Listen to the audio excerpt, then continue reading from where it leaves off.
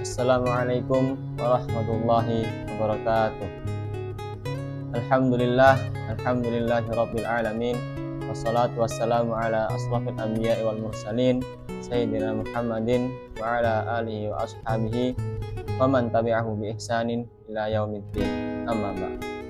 Ikhwani fillah rahimallahu taala, pastinya setiap dari kita ingin sekali bahwasanya ketika kita berdoa kepada Allah Subhanahu wa taala, kita berharap bahwasanya Allah Subhanahu wa taala akan mengabulkan setiap doa-doa yang kita panjatkan kepadanya. Niscaya Allah Subhanahu wa taala akan mengabulkan doa-doa hamba tersebut tanpa terkecuali, selama seorang hamba itu beriman kepadanya dan doa-doa yang dipanjatkan kepadanya baik di mata Allah Subhanahu wa taala. Sebagaimana yang telah dijelaskan dalam Al-Quran pada surat Ghafir ayat 60 yang berbunyi, A'udzubillahi minasyaitonirrajim, wa qala rabbukum ud'uni fastajibu lakum, yang artinya, berkata Tuhan kalian, berdoalah kalian kepadaku, maka akan aku kabulkan untuk kalian. Akan tetapi ada kondisi di mana jika seorang hamba berdoa kepada Allah Subhanahu wa taala, Allah tidak akan menerima doa-doa hamba tersebut. Pada masalah ini dijelaskan pada hadis ke-10 dalam kitab Hadis Arba'in An-Nawawi, yang dimana Rasulullah SAW menceritakan kisah seorang pemuda, tsumma dzakara ar-rajula yutilus safara, yang dimana pemuda itu melakukan safar yang panjang, asy'atha akbara, rambutnya kusut dan dipenuhi dengan debu, yamuddu yadayhi ilas samai. Kemudian pemuda itu mengangkat tangan dan berdoa kepada Allah Subhanahu wa taala. Ya Rabbi, ya Rabbi, wahai Tuhanku, wahai Tuhanku.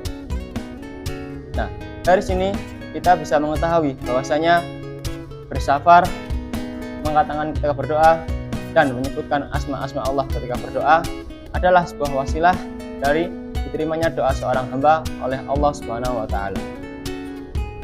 Kemudian wa ta'amu haramun, akan tetapi makanan yang pemuda makan itu haram, wa mashrabu haramun, dan minuman yang pemuda minum itu haram, wa malbasuhu haramun, dan pakaian yang pemuda kenakan itu haram, wa qudiya bil harami, dan pemuda itu dikenyangkan oleh segala sesuatu yang haram, fa anna yustajabu lahu, maka akankah doa seorang pemuda tersebut diterima oleh Allah Subhanahu wa taala. Hadis ini diriwayatkan oleh Imam Muslim.